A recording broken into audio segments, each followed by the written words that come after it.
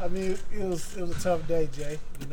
Had 2 days off, but we had a long mental session.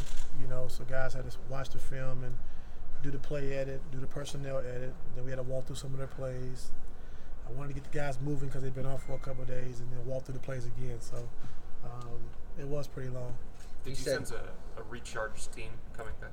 Yeah, I thought the rest was great for us. I think they needed to shut off for a couple of days and going to Game 7 with Indiana, and then bouncing right back into the series with Toronto.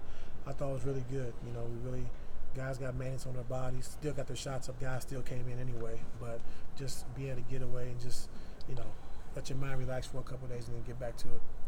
Rodney said he apologized to you and the team. Everybody moved on from that then? Oh, yeah. I mean, I've been a part of so much stuff. I mean, that wasn't nothing really. But, he apologized. It's over. Now we're just focused on the Celtics. So what role do you see for Rodney Hood in this series coming up? Same role. If you watched the last time we played him, he had a good game. Mm-hmm. I think he really played well scoring the basketball. So just get back to being aggressive, looking to score the basketball. So, Ty, will you start with him in your rotation ahead of Jetty? Oh, we'll see. Do you think this could motivate him just because, he kind of feels bad about how... Yeah, I mean, I hope so. I mean, he's a good kid. I mean, and look at me calling him a kid. I mean, he's a good guy, and, he didn't mean nothing malicious by it, and that's not who he is, and we understand and know that. So, we just moved on, but hopefully he does play well. Ty, are you surprised that it's Cavs and Celtics in the Eastern Conference Finals again?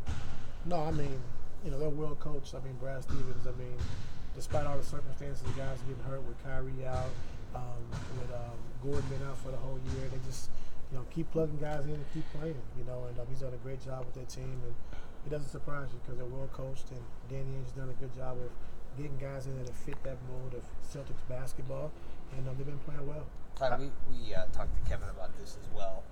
Both teams have gone through a bunch of stuff. All theirs is kind of injury related, losing their two best players. You guys with the litany of things on and off the floor. Is there something good about going through the things that you guys have gone through? I don't think so. I hate it, but but it hasn't been bad. I mean, outside of just having the injuries early, not having a point guard, with IT being out until January, Tristan being out for a while, Kevin getting hurt again, missing 6 weeks. So I mean, we just had a lot of injuries, and a lot of guys in and out of the rotations, but we was able to continue to keep plugging away, and it's been a good situation for us. I think we found out who we are.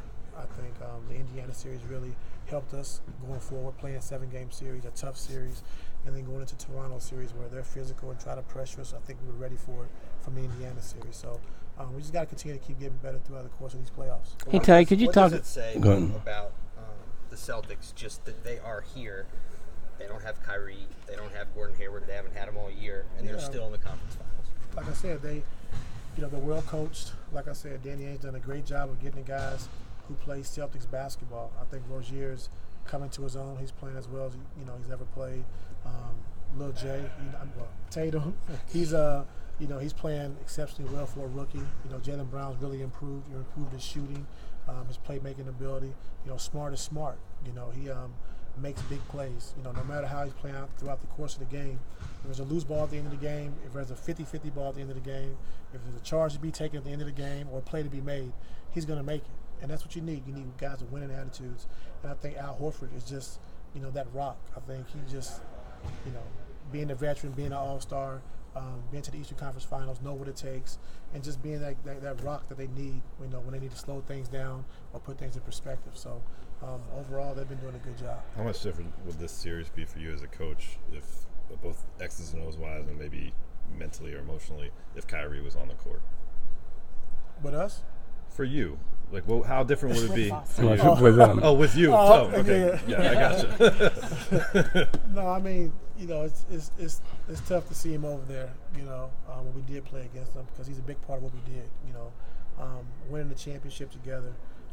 Those days will never be lost. And we talked about it before in the past with Rick Fox and Ron Harper and those guys. You see them, Bishaw, you see them 16, 17 years later, and it's still the same love and same respect because you've been through so much to win that championship. So he's a big part of what we did here, and it is kind of weird to see him on the other side. And Ty, can you talk about the toughness of Kevin Love? I mean, coming back through those injuries, and it seems like he gets pounded quite a bit under there going for those rebounds. Yeah, I mean, Kevin's been great, since he's came back. Well, all year actually, because he's an all-star and playing the 5 position was tough for him, to start, but I think he started to like it. And then, when he came back from his injury, we really missed his shooting ability at the 5 position. We missed his rebounding. Like you said, his toughness on the glass, like really punching smaller guys in the paint and then rebounding the basketball. So, with him playing the way he's played the last 3 games, it's huge for us. So we need him to continue to do that. Ty, going back to the 2015 series, you guys have played historically well at the Garden. What is it about that place that brings out the best in you? It's not the old guard, but just the history of the Celtics and who they are and what they stand for as a franchise. And when you look at the Celtics and the Lakers and all the championships that they have won, that's kind of who you want to model yourself after. Just being able to win so much and the culture they have there. So I mean, we have a great culture here, but winning 17 they have, I think 17 championships is just extraordinary. So a lot of teams and a lot of people want to be that way, build that way, just like San Antonio did when they won, Pop won 5. So that's kind of the model when you look at winning is the Celtics and the Lakers. You kind of look at those far as teams as models of winning. Ty, you and Kevin both talked about the balance of Boston.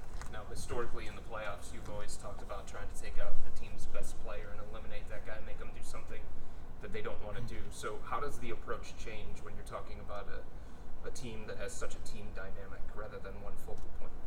I'm not going to tell you. Good question, though. But the approach does change, I would assume? Yeah. You being a Missouri guy, Tatum's from Missouri as well. Is there some relationship between Yeah, it you is. He's like my little cousin. His dad, Jayson Tatum, is really best friends with Larry Hughes, and they come down all the time. He's a part of my extended family. Justin is. So they come to Mexico all the time, and just seeing little Jay when he was 6, 7 years old, and now to who he is today is crazy. I mean, just seeing how the player he's become. We knew he was going to be good, but now he's at a whole new level. And just seeing him coming to Mexico and just come to my barbecues and all that stuff, and now he's an NBA player and playing at a high level. It's just good to see. Ty, an actual familial relationship or just very close friends? Who's that? You and Tatum's dad. Yeah, cousins. On my grandfather's side. Yeah. Cool. Okay. Yeah. Ty, getting Kevin Love going was such a big part of that Toronto series. Are there things that you ran with him, the 2-man game with Culver, other things that you think can translate well over to playing Boston in this next series to kind of keep them on this roll? Yeah, I think so. I think him and Kyle, they play the game together very well. So, we'll continue to try to explore that, see if we can open Kevin up, and I'm posting Kevin a lot more, and just see where it goes from there. How young was Tatum when you had an inkling he might play in the NBA? Probably I would say 14, 14, 15. But, I mean, he was coming to Mexico when he was like 5 or 6. And, just seeing him around. And we got some old pictures we looked at the other day. It was crazy, me and my cousin.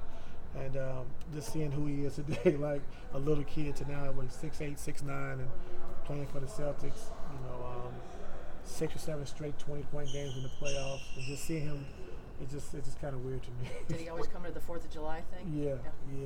What's it like to prepare for somebody like that who you have a familial relationship with? I don't know. I mean, it's tough because you want to see him do well, but not against you. So, we just gotta, just try to take him, be physical with him, not let him get easy baskets. He's gonna score because he can post, he can put it on the floor, but we gotta just try to take away his easy baskets as much as possible. Whether it's his traits or personality, since you know him so well, what is it do you think that allows him to thrive on this stage at such a young age? I think it's toughness. He's not scared, he's not afraid. He's always been that type of kid that, he wants these type of moments, and he's taking advantage of it. And I think with Kyrie and Gordon going down and him having a chance to play the minutes he's been playing and starting and playing the playoffs the way he has, I mean, he's taking full advantage of it. And but he's never been scared, never been afraid of the big moment. And you can see that. Did you see the picture that was floating around of Jayson with LeBron from 6 or 7 years ago? No.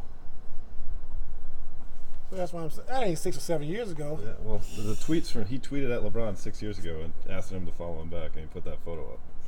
And now look, that's crazy. Has he always been this fast? As a little kid, he was fast. But I think as he got taller, he slowed down a little bit. But I think that's helped his game a lot because he's never in a rush. You know, he plays patiently. Reminds me a lot of Paul Pierce. You know, when Paul first came out, of just be able to get to the free throw line, great footwork. You know, never get sped up offensively. So he's a really good player. Is there anything you taught him that you wish you hadn't taught him? No, he got all that from himself and from his dad. Okay. Coach Dwayne Casey was voted Coach of the Year. You know, by Congratulations. Yeah, I texted him last night and told him congratulations, well deserved for all he did for the team. You know, the culture there in Toronto. You know, having the second best NBA record. You know, it just says a lot about Casey and his staff and what they've done. Okay. I think